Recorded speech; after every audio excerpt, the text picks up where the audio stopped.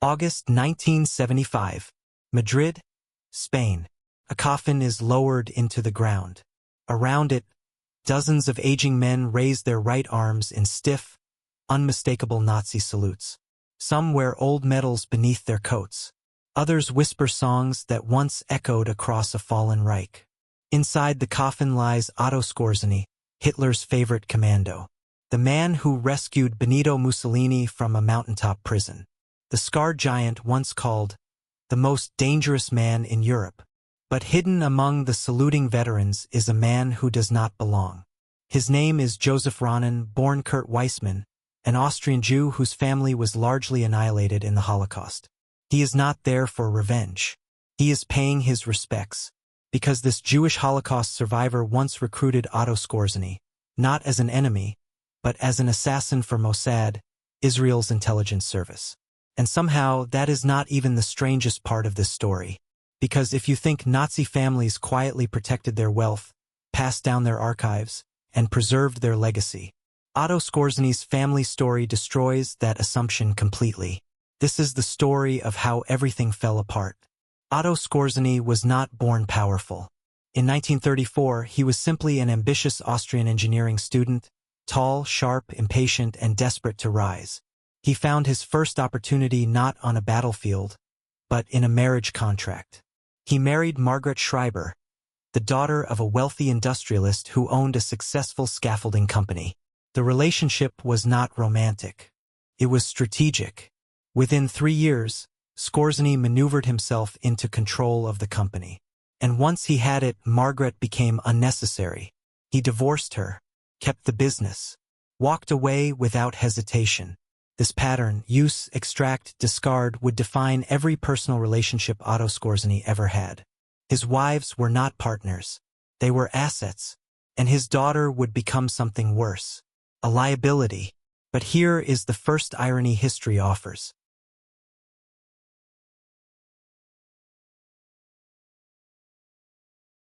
Margaret did not disappear. She remarried twice. She lived quietly in Vienna. And in 2011, researchers confirmed she was still alive at 97 years old, outliving Skorzeny by more than 3 decades. The woman he exploited simply endured. By 1939, Skorzeny aimed higher. He married Emmy Linhart, the niece of Hjalmar Schacht, Hitler's powerful finance minister and architect of Nazi Germany's economic machine. This was not a marriage. It was a political alliance. It placed Skorzeny directly inside the regime's financial bloodstream. In February 1940, Emmy gave birth to his only child, Waltraut Skorzeny. For most men, this would have been legacy. For Otto Skorzeny, it was inconvenient timing. As the war collapsed, he became hunted, captured, tried at Nuremberg for war crimes related to Operation Greif, where German soldiers wore American uniforms behind Allied lines. He was acquitted on a technicality. But freedom did not follow. He was detained. And in 1948, with help from former SS networks, he escaped. To vanish, he needed to shed weight. A wife. A daughter. So he did. By 1950, Skorzeny divorced Emmy. She took Waltraut, and then something extraordinary happened. They vanished. Not metaphorically. Literally. Emmy Linhart disappears from the historical record. No remarriage. No obituary. No death certificate. No interviews. No trace. The niece of a Reich minister dissolved into silence. Waltraut Skorzeny is one of the great mysteries of post-war Europe. Born in 1940, she grew up with a name that newspapers associated with fear, violence, and Nazi mythology. Other children of Nazi elites responded publicly. Gudrun Himmler defended her father until her death. Nicholas Frank condemned his father as a monster. Albert Speer's children spent decades grappling publicly with guilt. Waltraut chose something else. She disappeared. At some point, she married a man named Ray and took his surname. And then, nothing. No interviews. No photographs. No memoirs. No descendants in public records. In the age of digitization, genealogy websites, and obsessive historians, she achieved total erasure. No defense. No condemnation. just absence. Whether this was shame, survival, or something deeper, no one knows. And the only person who could tell us never spoke.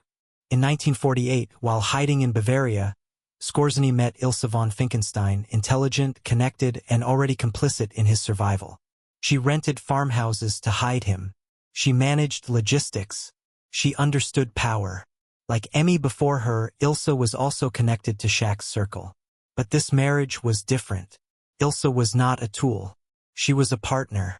They married in Madrid in 1954 after Skorzeny secured refuge under Franco's protection. Together, they built an empire. Spain, Ireland, Argentina, Egypt, the Middle East. Ilse became the public face, real estate, tourism investments, social diplomacy. Skorzeny cultivated dictators, arms dealers, intelligence agencies. Their marriage was open, which made something impossible possible.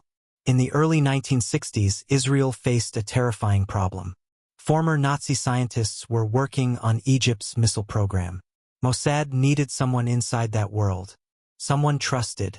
Someone feared. Someone like Otto Skorzeny. They reached him through Ilse. A Mossad agent befriended her. Possibly became her lover.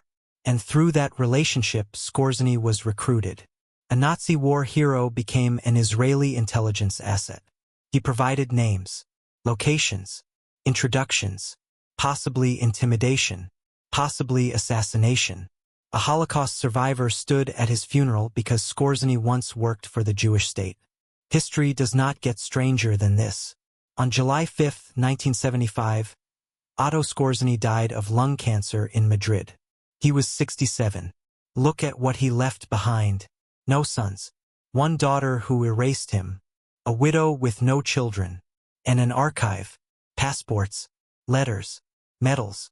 Photographs. Mussolini's wristwatch. Correspondence with SS officers and intelligence agencies. 60 years of secrets. Ilse Skorzeny inherited everything. And then came the final betrayal. By the 1990s, Ilse was elderly and isolated. A Spanish businessman befriended her, handled her affairs, earned her trust. In 1998, she granted him power of attorney. In 1999, she signed a new will. He inherited everything. Within years, she was bankrupt. She died around 2002 in a nursing home, poor, alone, forgotten. Skorzeny's archive was not preserved.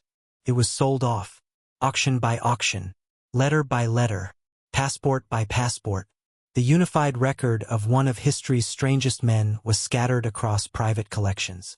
Lost, fragmented, gone. Otto Skorzeny's ashes rest quietly in Vienna, in a cemetery that does not remember him. Group 32, Row 7. Number 32.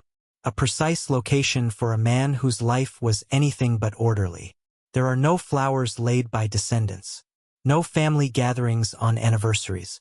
No quiet visitors who carry his name. Because there is no family left to come. His first wife outlived him by decades and refused even the courtesy of remembrance. She rebuilt her life without him and closed the door forever on the man who used her and moved on. His second wife disappeared so completely that history itself lost her trail. No grave, no record, no final chapter. She became a blank space where a person once existed. His daughter chose a different kind of ending. She did not defend him. She did not condemn him. She erased herself.